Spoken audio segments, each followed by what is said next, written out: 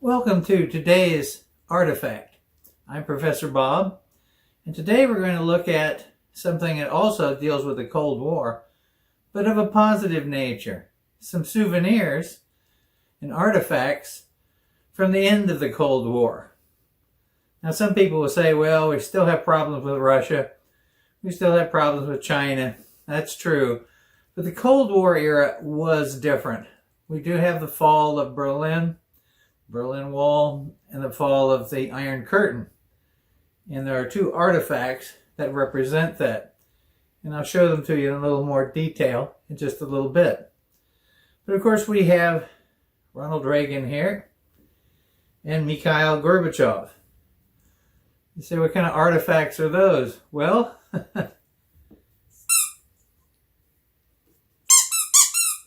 these are dog chews that were made in the 1980s and early 90s so that you could throw these and let your dogs play with them. Obviously they make really good tchotchkes for the shelf where I keep all this material. But those are our little friends. We'll move them out of the way. There's also, of course, Mikhail Gorbachev, who is still alive at this particular time in 2021, was very popular in the United States and other countries. So he, during the period, gets his own doll. It says Gorby on the back, and he makes a noise. Now, I don't know why they didn't put a little record or something, but this is what the little Gorbachev doll does. Now, I've had some friends who drank a lot of vodka, and they did sound like that after a long period of time of drinking. But I think they could have done something better for Mr. Gorbachev. So those are little knickknacks. But let's talk about treasures here. Now I have on red. No, we're not better dead than red.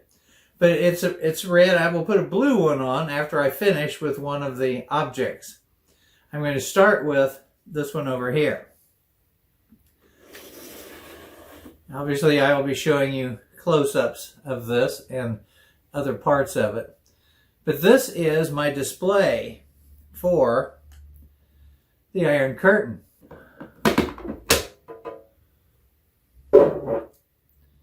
What you see here is an authenticated piece of the Iron Curtain. Of course, the famous speech that Winston Churchill gave talking about the Iron Curtain was done here in Fulton, Missouri, at Westminster College. And if you go there, which is on the highway between St. Louis and Kansas City, I-70, they have multiple pieces of the Berlin Wall. And Mr. Gorbachev also gave a speech there as well. Now, this was given out by the Hungarian government to various dignitaries and others that visited the country. I got mine a very interesting way. In 1989, the year the Berlin Wall fell, but the Iron Curtain had been taken apart to some extent in Hungary. This portrait right here shows troops on the Hungarian border cutting down the barbed wire on the Austrian border. So it had been falling down, and when this started taking place, I'm going, oh my God, there's got to be pieces of that available. Well, this was even better. But in '89, I had a foreign exchange student from Hungary. And he was in my advanced placement class. And we talked about the Cold War and we did all sorts of stuff. And he had kind of a rough time because what he had been told in school was, of course, now coming completely apart. And he was angry at the end, not at the fall of the country, but the lying that went on. And I gave him a variety of things to take home. And later, his father worked in the government and was able to get one of these and sent it to me as a thank you gift for teaching him. But it is pieces of the barbed wire with the seal of Hungary and the authentication of it on the inside in a leather case. And it is, to say the least, one of my prized possessions, since I'm a Cold War baby, born in 1952, and managed to live long enough to see something I never thought would take place, the fall of the Berlin Wall and the end of the Iron Curtain. So that's the Iron Curtain part. Now, the next thing, I need to change jackets. It's a little dark, but it's navy blue. So I've had red, white, and blue. I mentioned something about t-shirts. I collected t-shirts as I was teaching that were appropriate for the time period. I would always suggest to people who do that from hindsight that if you're going to buy t-shirts, buy them at least one size larger. That way if you wash them and they shrink, you're in good shape. The other reason is, if you hang on to them as long as I have, because this was printed in 1989, and it's a large, extra large, sometimes we grow out of our clothing, in which case I could breathe a lot better if it were a 2X at this particular point. But the next thing I want to show you is it's close to the Iron Curtain object. And again, I'll show you close-ups of this as I talk about it. The fall of the Berlin Wall. I cannot tell you the emotion that I felt seeing that happen. After all the years, after watching the people trying to escape Berlin when the wall first went up, I have the Time magazine that shows that. I have all kinds of stuff associated with that.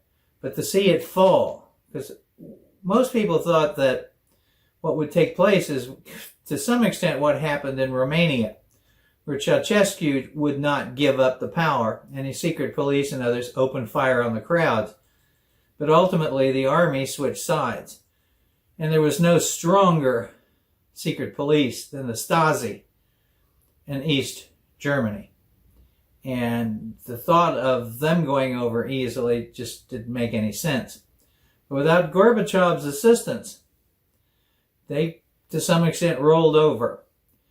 Now, at that time, 1989, 88, 89, we had at the house, my house, a satellite dish. We were getting satellite feeds because you could do that if you didn't want to get cable. It wasn't that expensive. I think it was $1,500 for the installation.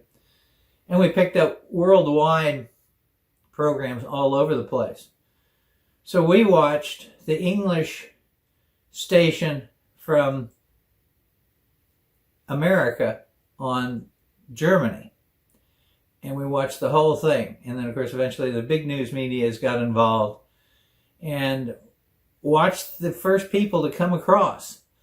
Now, that's what's unique about this. Now, in this case, you go, well, Mr. Packett, Professor Packett, where did you get that?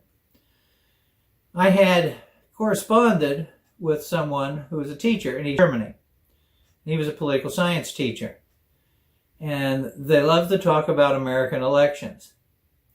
And so what I would do is every time we had a presidential election, I'd done it 1980, 1984, and 88. I sent him all kinds of paper material, buttons, and in a package, no charge, for him and his students, or for him to use and do whatever he wanted to. And he said, one of these days, I will reciprocate. And when the Berlin Wall fell, that's what he did. The little plastic container in front, right here, are pieces of the Berlin Wall. All color pieces of the Berlin Wall. He even went so far as he knew I lived in the Kansas City area, where TWA was headquartered. And there's a famous TWA section. He managed to chip a small piece of the color of the TWA off and put it in there as well. Sent me a whole bunch of it. Now, one of the things about the Berlin Wall is people say, well, how do you know that rock is from Berlin? Well, the Berlin Wall used a particular kind of concrete, more like a grout. It's a military grout. Very difficult to deal with. And it has specific styles and types of material in it. So they can be authenticated if you wanted to go that route. But when you have someone who takes a picture of himself chipping it off and sends you the piece, it's pretty much guaranteed it's the real thing. What was even better was, right here is a card. This is a transit card. You had a grandmother that lived in East Germany, East Berlin. and she decided she wanted to go and visit her relatives. And she came over the first night. And they originally had some limited uses of these. You had to go days in advance. But when they really opened the border up, the guards simply handed these out to the people for a day or two and then just stopped. So it doesn't have their name on it, but it has the official stamp on the back. And again, you'll see pictures of it close-ups on the screen. So he sent me that as well, which I greatly appreciated. And I made a copy of it so that I could send it back to him so he could have it with the rest of his family material. And then, of course, this is one of the famous pictures out of either Time or Newsweek showing the people sitting on top of the wall and doing all sorts of other things. Eventually, what happened is they referred to them in Berlin as wall pickers. People would hollow out a little hole in the wall and sit in it and then chip pieces off and sell them for a few bucks to tourists that were coming by to visit. But there were all sorts of things. I have a documentary from the time period that shows all sorts of incredible things. They interviewed this one lady who every year would go out to the Hungarian border and protest to take the wall down. And she had families, people that were living in the other villages on the other side, who every year came out and they would throw flowers at each other. And when they took when they took the Iron Curtain down, her memory was, I went to that spot and they were over there and there was no barbed wire and we hugged each other. And they had all sorts of things like that took place in Berlin as well. So that is another one of my prized pieces. And by the way, I put this together. Obviously, this is something that was purchased. I have only opened the container with the pieces of the Berlin Wall once, and that's for one of my top students was really interested in having a piece, and I gave it to him as a graduation present, so I had to open it at that time. But normally this is a display item on one of my shelves in the Cold War period. Then I come to the last couple of things that I want to show you. First of all, this is the Berlin magazine produced when the wall came down, with advertisements, and it has color pictures. It has stories. Yes, they're all in German, but that's okay. It's nice to have the original. The one thing that escaped me is the European Barbies created a Berlin Wall Barbie, in which she has a little Trevi vehicle with her. And she has on the costumes of East Berlin, and then she has a West Berlin outfit that you can put on. They were all sold out before I could get to them. But as far as a souvenir, a piece of artifact, well, that's this. Again, it's a company called Fallout. And what they have, these are called medals. The Cold War is over. You deserve a reward. So they made these medals. Now, they're made out of ex-ICBMs. So on the back side, and I did not put this in, but on the back side it says, this is to certify that the medals were made for the most part from dismantled SS-11 ICBMs, a 1 megaton version of the ICBM, 16AS ALCM, which is a cruise missile launcher. The scrap was purchased at the dismantlement site at Novgorod and sent to St. Petersburg, where it was processed into ingots. The ingots were then stamped in the metals at Lemnier, which is Lavode, also in St. Petersburg.